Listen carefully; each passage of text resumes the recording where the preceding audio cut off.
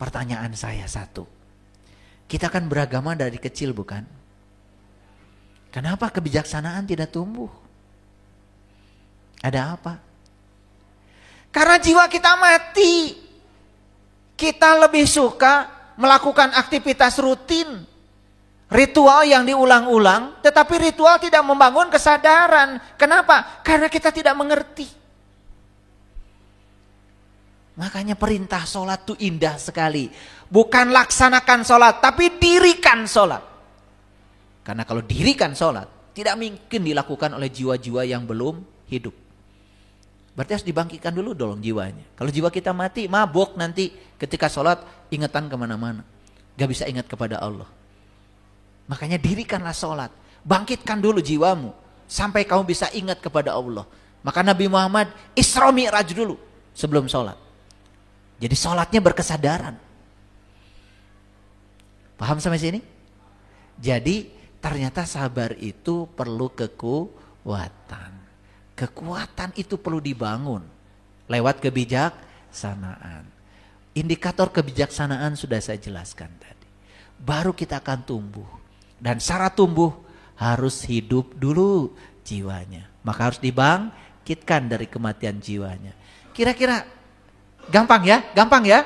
Gampang. Walaupun tadi awalnya saya berbicara agak saintifik, tapi ujung-ujungnya kan gampang. Saya memang berusaha untuk menjelaskan sesuatu yang ruwet pun supaya bisa ditangkap oleh semua orang.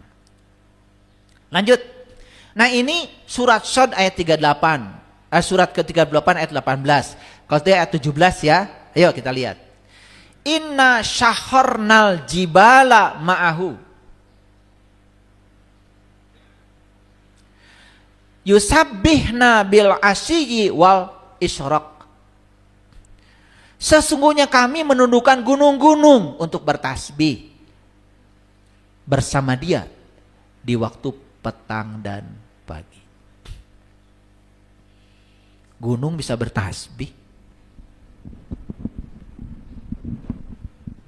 Bertasbih itu apa?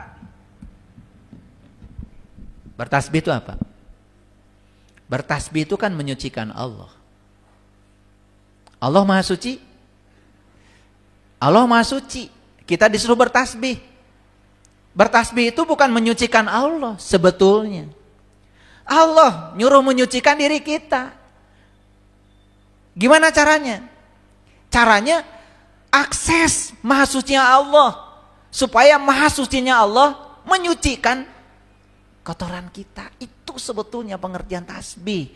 Bukan sekedar membaca subhanallah. Kan selama ini kalau kita bertasbih, kita menyucikan Allah. Coba pikirkan kata-kata saya. Masa iya Allah yang Maha Suci minta disucikan sama kita yang kotor? Kan sebetulnya kita yang kotor. Nah supaya kita yang kotor ini bisa suci, maka kita harus disentuhkan ke dalam kemahasuciannya dia. Nih saya kasih tahu. Piring kotor harus disentuhkan ke siapa? Air yang bersih. Tidak mungkin disentuhkan pada air yang kotor. Jiwa-jiwa yang kotor ini harus disentuhkan pada dia yang Maha Suci. Supaya dia kenal yang Maha Suci. Ketika dia menyatu dengan yang Maha Suci, dilunturkan semua kotoran yang ada di dalam jiwanya. Sehingga dia menjadi tersucikan. Itu makna dari subhanallah. Nah kenapa di ayat ini dikatakan sesungguhnya kami menundukkan gunung-gunung. Sekali lagi Nabi Musa ingin melihat Tuhan di Quran surat Al-A'raf ayat 143. Kan Allah itu bertajalinya di gunung. Falama tajala robuhu lil jabal. Jadi gunung yang dimaksud itu bukan gunung Sinai, bukan gunung Galunggung, bukan gunung Merapi, bukan. Kata gunung di Quran selalu berbicara tentang tempat yang tinggi. Makanya saya setelah meneliti isinya Al-Quran berkesimpulan kata gunung di Quran menceritakan tentang kesadaran yang tinggi. Makanya ketika seseorang berada di kesadaran yang tinggi, pasti akan bisa bertasbih. Karena orang yang berada di kesadaran yang tinggi tidak mungkin mengotori dirinya. Paham? Paham? Maaf ya, minum dulu.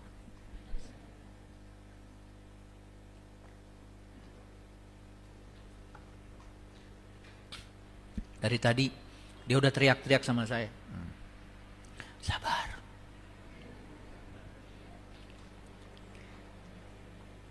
Nah, kenapa bertasbih itu harus pagi dan petang? Ngerti nggak? Tahu nggak artinya pagi? Pagi itu jam 6, Pak. Petang? Jam 6 juga. Lihat saya semua lihat. Quran itu layer pertama memang berbicara bahasa muhkamat. Tapi layer berikutnya bicara bahasa mutasyabihat. Pagi dan petang. Ini kalau ditangkap oleh orang yang keliru. Oh, menyucikan Allah itu pagi dan petang. Sudah aja. Dia mah baca subhanallah pagi. Nanti baca subhanallah lagi petang. Begitu.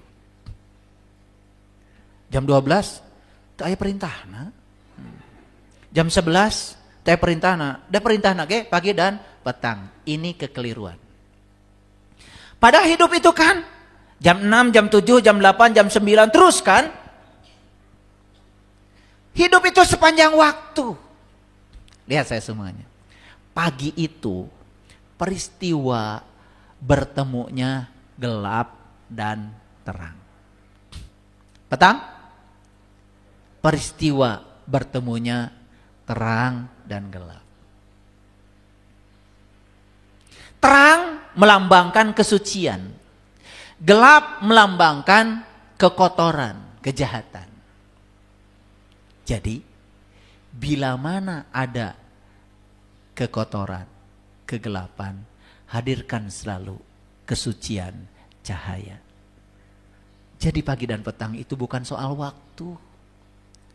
Itu berlangsung sepanjang waktu. Masuk akal? Oke, kita jelaskan sekali lagi. Sesungguhnya kami menundukkan gunung-gunung untuk bertasbih. Gunung itu adalah kesadaran. Orang yang selalu sadar, mawas diri, maka kesadarannya itu akan menjaga kesucian jiwanya.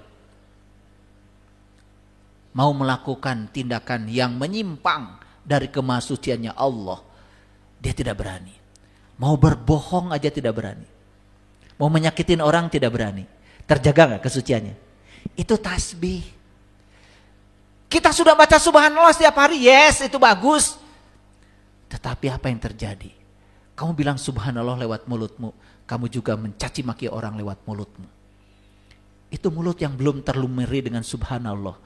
Belum tersibgot Allah dengan subhanallah. Banyak orang tiap sholat baca subhanallah 33. Tapi menghujat orang, merendahkan orang, mencaci maki orang. Tidak punya kebijaksanaan.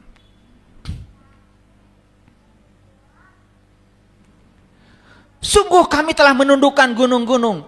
Siapa yang sudah tunduk kepada Allah? Gunung. Orang yang sudah mencapai kesadaran yang tinggi. Sudah mencapai kebijaksanaan. Sudah mencapai kesucian. Tunduk selalu. Maka dia bertasbih. Kapan? Setiap ruang dan waktu. Dia selalu menghadirkan cahaya di setiap kegelapan. Ini baru keren. Hati-hati memahami Al-Quran. Jangan cuma letter luck-nya aja. Quran itu ada layer-layer ke dalam. Ada layer syariat, layer hakikat. Clear sampai sini? Akan ketemu gak setiap ruang waktu dengan kegelapan? Akan bertemu gak dengan orang-orang yang menyakitkan? Akan bertemu gak dengan peristiwa yang tidak kita inginkan? Di situ tugasmu menghadirkan cahaya. Karena lampu tidak pernah dihadirkan kecuali di tempat yang gelap. Tidak ada orang yang menghadirkan lampu di tempat yang terang. Siang-siang jam segini tiba-tiba ada orang yang menyalakan lampu di luar. kan patut diperiksa itu. Betul nggak? Iya. Paham? Pelan-pelan, ini ngajinya agak berat memang ini ayatnya. Kemudian Allah mengatakan, dan burung-burung dalam keadaan terkumpul, masing-masing amat taat kepada Allah. Kok yang taat kepada Allah burung? Lihat saya semuanya. Nabi Muhammad Isra Mi'raj dikabarkan naik kendaraan. Kendaraan namanya buruk. Burung. Di Quran disebut burung hudhud.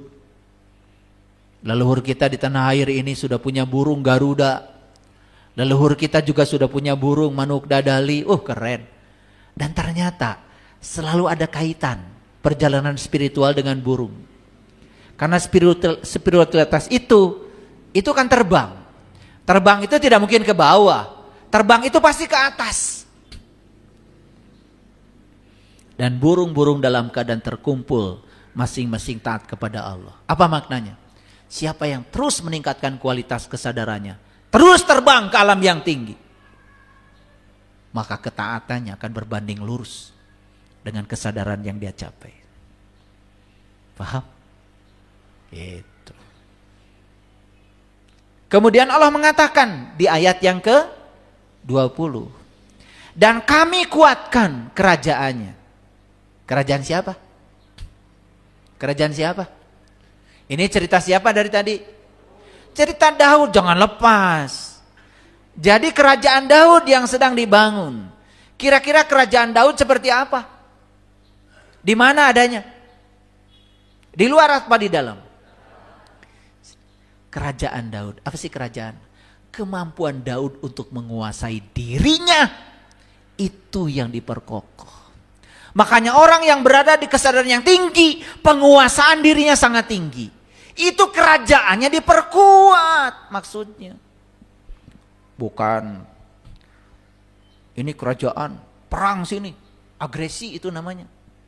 Santap ini, agresi itu namanya, itu penjajahan. Awas, kalau orang yang awam memahami ayat ini, oh Daud itu berarti diperluas kerajaannya. Asalnya satu provinsi jadi 2 provinsi gitu. Itu namanya mencaplok. Setiap mencaplok itu agresi. Agresi itu bukan sifatnya orang beriman. Mau diperkokoh kerajaannya. Apa tadi kerajaan? Kerajaan adalah kekuasaan, bukan? Kekuasaan adalah kemampuan kita mengendalikan diri kita sendiri. Kalau orang yang sudah mencapai kebijaksanaan, kemampuan mengendalikan dirinya, keren. Makanya dia akan didatangi banyak orang. Ketika ada konflik, badai nyuhunkeun saran, kumaha saena, itu. Karena dia percaya. Enggak mungkin kita meminta saran pada orang yang tidak bijaksana. Betul enggak? Betul. Ada masalah apa, Bu? Ini, Pak. Kenapa? Suami saya, Pak. Kenapa?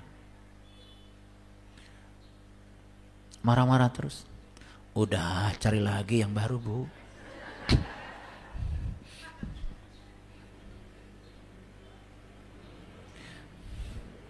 Cara orang menjawab itu kan sangat bergantung kepada tingkat keluasan pengetahuan dan pengalamannya. Orang yang bijaksana nggak mungkin begitu. Dia akan mengatakan, loh kan ibu dulu waktu mau nikah pernah minta sama Allah, ya Allah jadikanlah saya orang yang sabar. Dan sekarang dihadirkan oleh Allah, pengkabulan Allah tuh buat ibu. Orang bijaksana masuknya dari situ. Oh, berarti suami saya tuh guru saya untuk sabar. Yes. Wah, kalau gitu barang antik. Peluk lagi. Gitu. Paham ya? Kan cara orang menjawab, memutuskan sangat bergantung pada tingkat kebijaksanaannya. Nah, orang yang sudah kerajaannya luas, kekuatannya hebat, di segala situasi akan menjadi solusi. Makanya kita sering minta pendapat sama orang-orang yang seperti itu. Betul? Itu. Betul-betul aja kalian suka pergi ke dukun.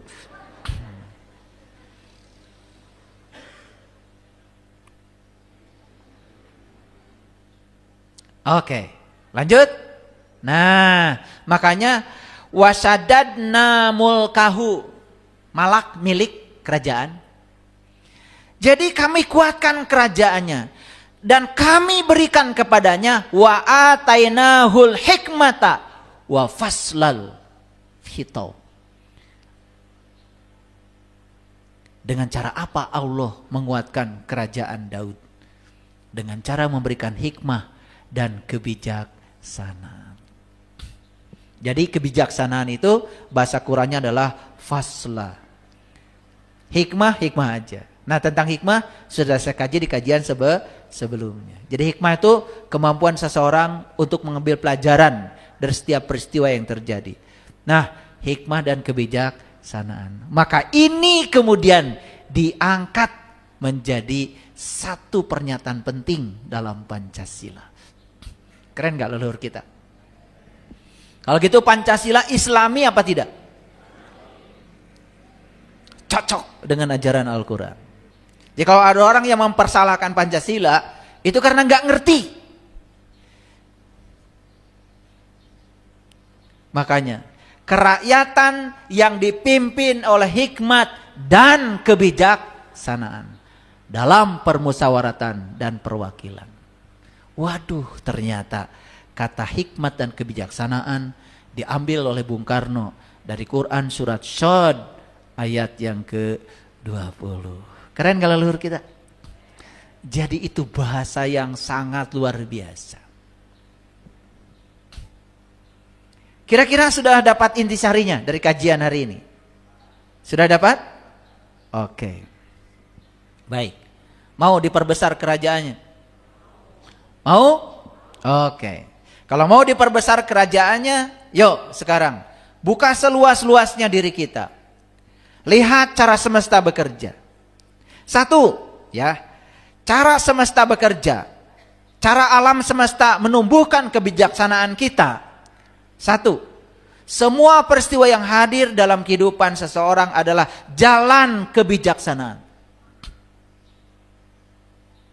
Yuk sekarang lihat semuanya. Sedang mengalami apa Bapak Ibu hari ini?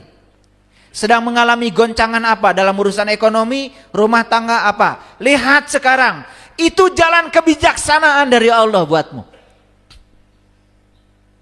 Dan siapa yang mau melewati jalan itu dengan teguh, sabar, mau menjalaninya, menerima semua yang terjadi apa adanya, kebijaksanaanmu akan tumbuh. Dan siapa yang takut melewati jalan itu, malah mencari jalan lain, dan dia pikir dengan menghindar di jalan itu, dia tidak akan ketemu jalan yang sama. Orang bodoh. Karena ketika dia menghindar dari satu jalan itu, dia akan ketemu dengan jalan yang sama. Dia menghindar dari orang yang sama karena tidak suka, dia akan bertemu dengan orang yang sama berulang-ulang dalam hidupnya. Tidak ada tempat buat lari. Sekali lagi, tidak ada tempat buat lari. Jadi ngaji yang sebenarnya bukan di sini, bukan sama saya. Ngaji yang sebenarnya. Kalian lihat semua peristiwa yang terjadi dalam kehidupanmu itu jalan Allah, jalan pribadimu menuju Allah. Itu jalan kebijaksanaan. Jadi pesantren yang sebenarnya adalah lihat kehidupanmu, terima semua kenyataan hidup apa adanya. Itulah cara semesta bekerja menumbuhkan kebijaksanaan. Sekarang lihat semua anak-anakmu, lihat pasanganmu, lihat semua orang-orang yang dipertemukan dalam hidupmu, termasuk orang-orang yang mungkin pernah menyakitimu, menipumu, merendahkanmu. Ternyata semua adalah jalanmu untuk mencapai kebijaksanaan. Sayang selama ini jalan itu tidak kau lalui dengan sungguh-sungguh.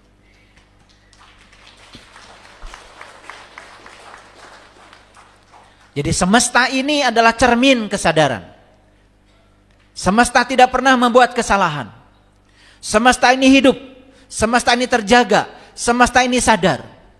Semua yang terjadi di semesta ini, semua untuk kebaikan kita. Walaupun kita tidak bisa menerima untuk sementara waktu. Karena masih terjebak benar salah, baik buruk, senang tidak senang. itu adalah pikiranmu. Dan pikiran yang gelap selalu terjebak oleh dualitas. Dan semua dualitas pasti akan menyengsarakan. Yuk sekarang, jangan dikasih judul benar salah. Jangan dikasih judul baik buruk. Jangan dikasih judul senang tidak senang. Apapun yang terjadi di semesta ini adalah cinta kasih Allah. Jalan dari Allah untuk meningkatkan kebijaksanaan saya. Jadi semesta ini setiap saat menciptakan musik. Dan musik yang dialirkan semesta kepada kita terjadi sepanjang waktu. Tugasmu adalah menari bersama alunan musik dari semesta itu. Menarilah dengan penuh sukacita. Ikut bersama aliran semesta. Jangan ada yang ditolak. Hadirin, saya tidak akan ada di sini hari ini kalau saya tidak melewati satu fase kehidupan saya di masa lalu, sekalipun yang saya tidak suka. Saya untuk sampai ke Bandung tidak punya saudara, tidak punya uang, dan saya hanya berbekal nekat. Saya mengetuk pintu, banyak pintu. Dan kemudian selama hampir berbulan-bulan saya menjadi asisten rumah tangga demi agar saya bisa sekolah. Kalau fase itu saya cabut dari kehidupan saya tidak ada di sini hari ini. Bahkan masjid ini mungkin tidak akan jadi. Bahkan saya tidak bisa berbicara seperti ini. Dan saya tahu semua yang terjadi dalam kehidupan saya adalah cara semesta membentuk saya. Kan saya banyak keahliannya. 8 bulan saya jadi asisten di rumah. Saya jadi pintar cuci mobil. Saya pintar bikin sayur lodeh. Saya bisa pintar bikin semur nog. Wah, semur nog buatan saya. Gak enak. Itu yang pakai daun asam itu. Wah, sampai ke dalam-dalam itu. Saya pintar bikin semur nog saya. Saya tidak bisa semua itu. Saya lewati itu dengan kesungguhan. Karena ini adalah cara semesta membangun kebijaksanaan saya. Dan kalau saya melewati jalan itu, saya menolak. Udah saya, daripada saya harus jadi asisten di rumah, lebih bagus saya tidak sekolah. Mungkin saya tidak sekolah. Dan saya tidak ada di sini hari ini. Karena saya ikut bersama tarian semesta sepanjang waktu. Dan saya tahu itu adalah tarian dia. Kata Allah, ikuti aja tarianku. Kamu akan mengerti maksudku suatu saat. Dan ternyata saya mengerti semua.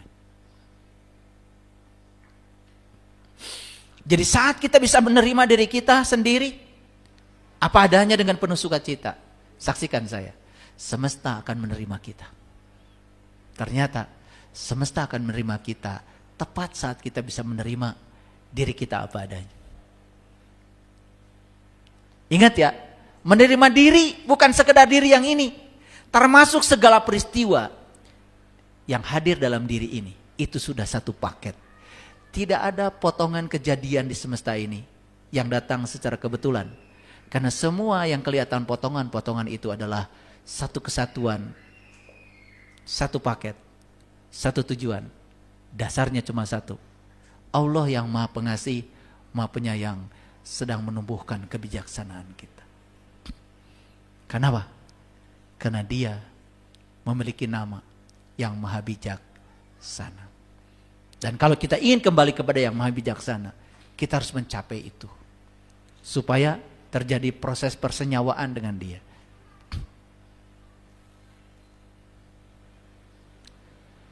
Dan untuk menemukan keunikan alam semesta ini, syaratnya satu.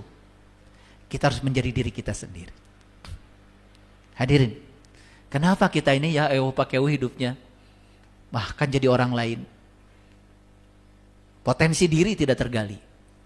Karena kita sering berubah dengan apa kata orang tentang diri kita. Dan selama kita tidak menjadi diri kita sendiri, kita tidak akan pernah menemukan keunikan alam semesta. Karena keunikan alam semesta yang di luar ternyata harus ditemukan keunikannya di sini. Karena semua yang ada di luar ada di sini. Hadirin, tugas kita cuma satu. Menselaraskan jantung kehidupan semesta dengan jantung kehidupan kita sendiri. Itu aja. Ketika kita sudah selaras, tidak ada yang ditolak lagi dalam kehidupan. Semua kita terima apa adanya. Dan kita tangkap semua makna di balik semua itu. Kita menjadi penuh dengan hikmah. Dan kita menjadi bijaksana. Makanya Pancasila itu keren sekali. Sila pertama adalah ketuhanan. Sila yang kedua adalah kemanusiaan. Sila yang ketiga adalah persatuan. Sila yang keempat, hikmah dan kebijaksanaan. Sila yang kelima adalah keadilan. Kalau semua elemen bangsa ini memahami pesan spiritual dalam Pancasila, saya yakin harapan Indonesia menjadi negara maju, Indonesia Emas 2045 sudah di depan mata. Tetapi kalau Pancasila ini tidak dipahami, bahkan banyak yang mengganggu persatuan dan kesatuan, merasa paling benar, merendahkan pihak lain, tidak bisa menerima keberagaman, itu akan menjadi tagihan yang sangat mahal. Bangsa kita ini bangsa yang majemuk, majemuk dalam segalanya. Majemuk sukunya, majemuk adat istiadatnya, majemuk budayanya, majemuk keyakinannya. Diperlukan pemimpin yang penuh hikmah dan kebijaksanaan untuk merawat ini semua sehingga bangsa kita menjadi bangsa yang hebat. Terima kasih. Assalamualaikum warahmatullahi wabarakatuh.